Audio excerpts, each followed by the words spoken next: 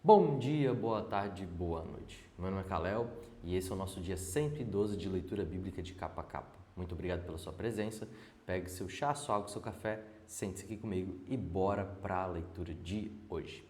Relembrando o último dia da nossa leitura, a gente viu a transição do ministério profético de Elias para Eliseu e como agora o ministro do Senhor, carregando dupla porção, vai estabelecer a vontade de Deus sobre a terra de Israel. A gente também viu como Acabe acabou e como os reis de Israel estão trocando diversas vezes. E agora nós vamos começar com a viúva pobre de maneira semelhante àquilo que aconteceu no ministério de Elias, mas agora com o ministério de Eliseu.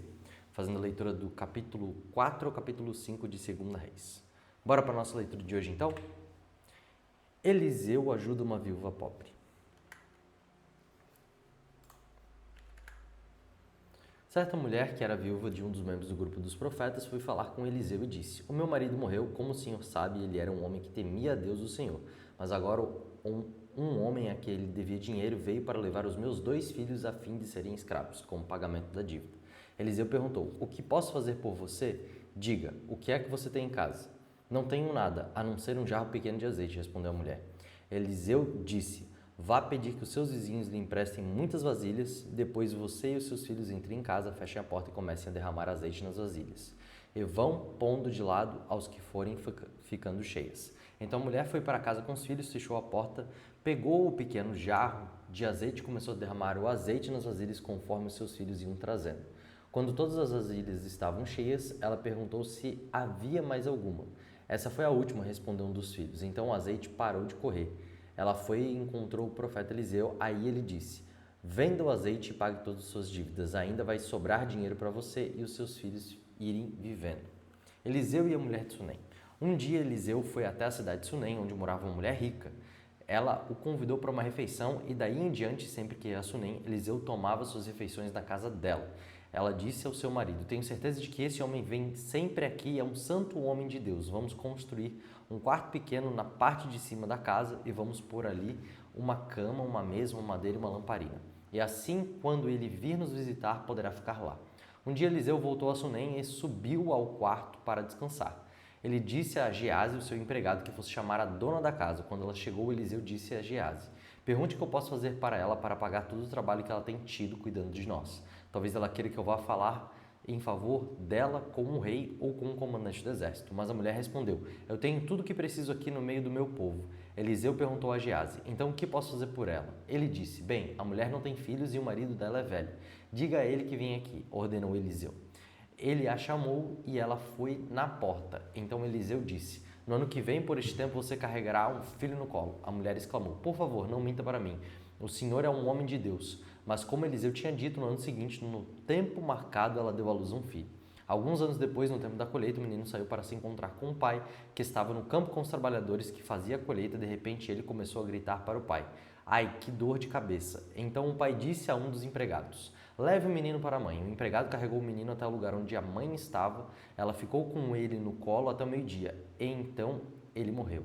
Aí ela o carregou para o quarto de Eliseu e o pôs na cama. Depois saiu e fechou a porta. Então chamou o marido e disse: Mande um empregado trazer uma jumenta. Eu preciso ir falar com o profeta Eliseu. Voltou o mais depressa possível que puder. O marido perguntou: Por que você foi falar com ele hoje?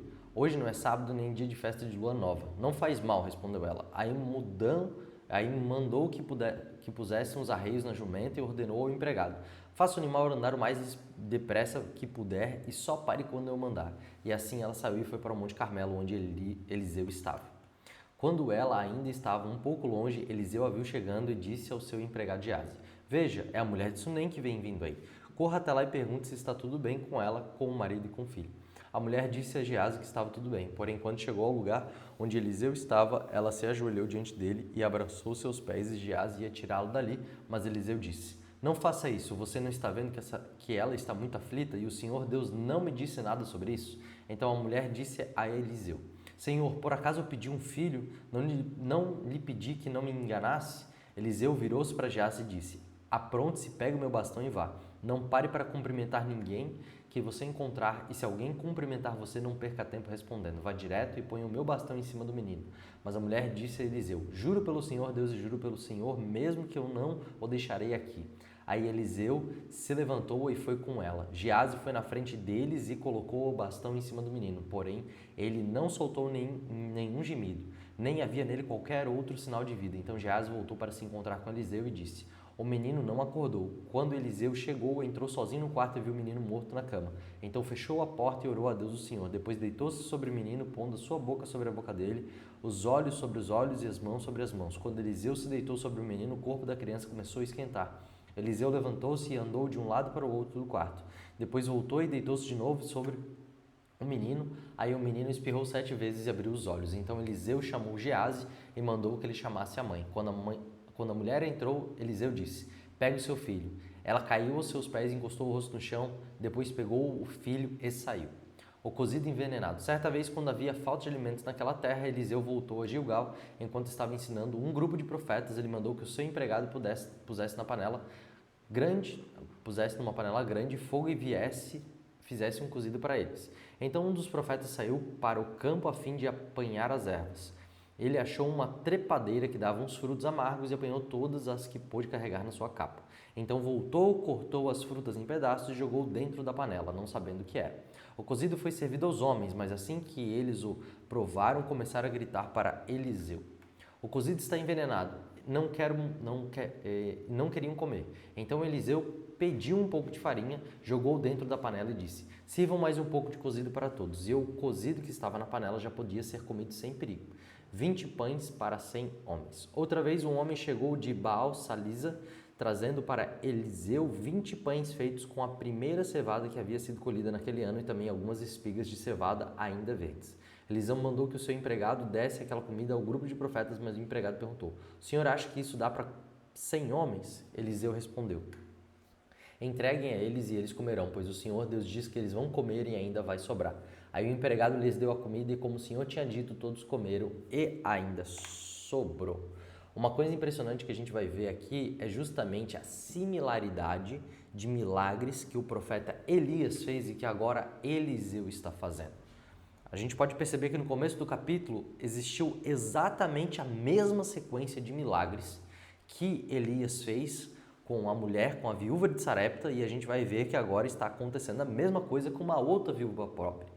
Ele primeiramente trouxe provisão para a viúva de Sarepta e ele trouxe provisão para outra viúva que estava endividada. Ele curou o filho da viúva de Sarepta que tinha morrido, ele ressuscitou o homem e a gente vai ver também agora Eliseu, só que agora com uma outra história, com uma outra pessoa, mas semelhantemente vivendo de uma forma parecida. Que ele fez um quarto que o profeta poderia viver. A viúva de Sarepta também acabou hospedando Eliseu.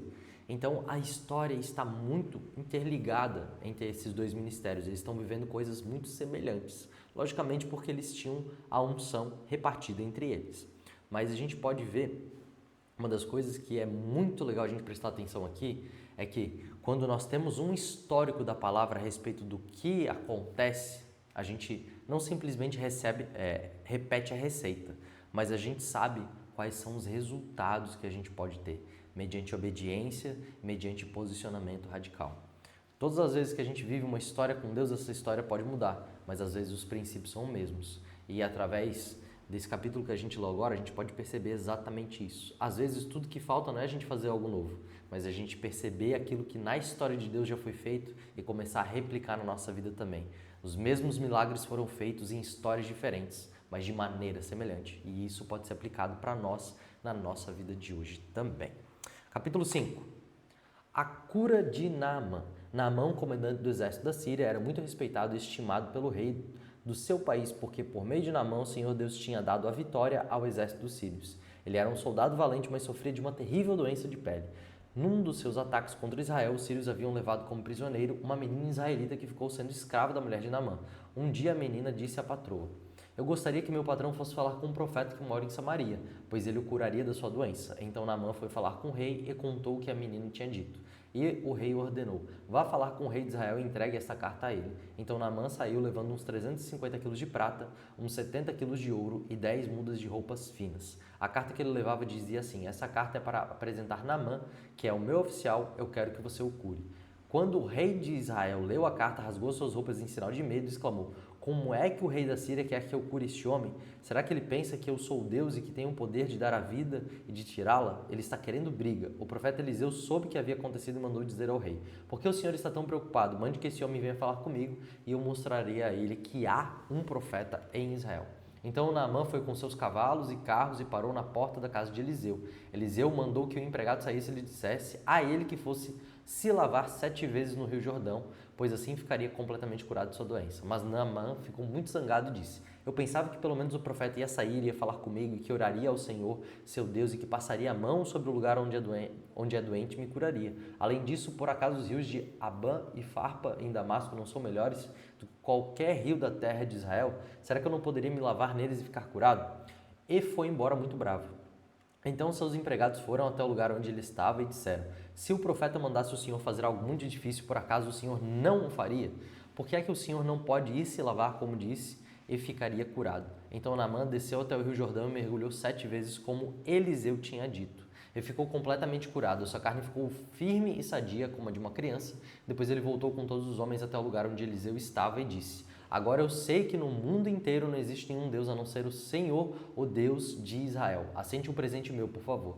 Eliseu respondeu: juro pelo Senhor, o Deus vivo, a quem sirvo, que não aceitarei nenhum presente. Naamã insistiu com ele para que aceitasse, mas ele não quis. Aí Naamã disse: já que o Senhor não quer aceitar o meu presente, então deixe que eu leve para casa 2 mulas carregadas da terra. Pois de agora em diante eu não vou oferecer outros sacrifícios e ofertas que são completamente queimadas a nenhum Deus a não ser o Deus de Israel, o Senhor. Mas eu gostaria que ele me perdoasse uma coisa, que é a seguinte: quando eu tiver de acompanhar o meu rei ao templo de Rimon, o deus da Síria, para lhe adorar, eu vou ter que adorá-lo também. Que o Senhor Deus me perdoe por isso. Eliseu disse: adeus, boa viagem. Geazi é castigado. Quando Naamã já estava um pouco longe, Geazi, o empregado de Eliseu, começou a pensar: o meu patrão deixou que Naamã fosse embora sem pagar nada. Ele deveria ter aceitado o que o sírio estava oferecendo. Juro pelo Senhor, o Deus vivo, que eu vou correr atrás dele e receber alguma coisa. Então Geazi saiu correndo. Quando Naamã viu que um homem vinha correndo atrás dele, desceu do carro e perguntou: aconteceu alguma coisa? Não, respondeu Geazi. Mas o meu patrão mandou dizer que agora mesmo chegaram 2 membros de um grupo de profetas da região montanhosa de Efraim. Então ele gostaria que o Senhor desse a ele umas 30 quilos de prata e 2 mudas de roupas finas.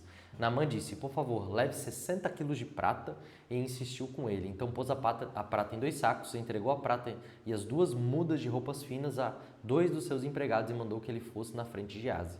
Quando eles chegaram ao morro onde Eliseu morava, Geazi pegou os 2 sacos e carregou-os para dentro de casa. Depois mandou embora os empregados de Naamã, entrou em casa de novo e foi falar com Eliseu e perguntou: onde é que você foi? Eu não fui a lugar nenhum, respondeu Geazi. Mas Eliseu disse: o meu espírito estava com você quando aquele homem desceu do carro para falar com você. Esta não era ocasião para você ir aceitar dinheiro e roupas, plantações de oliveira, de uvas, ovelhas e gado, empregados e empregadas. Portanto, a doença de Naamã vai pegar em você e os seus descendentes terão para sempre ela. Quando saiu dali, Geazi tinha pegado a doença e sua pele estava branca como a neve.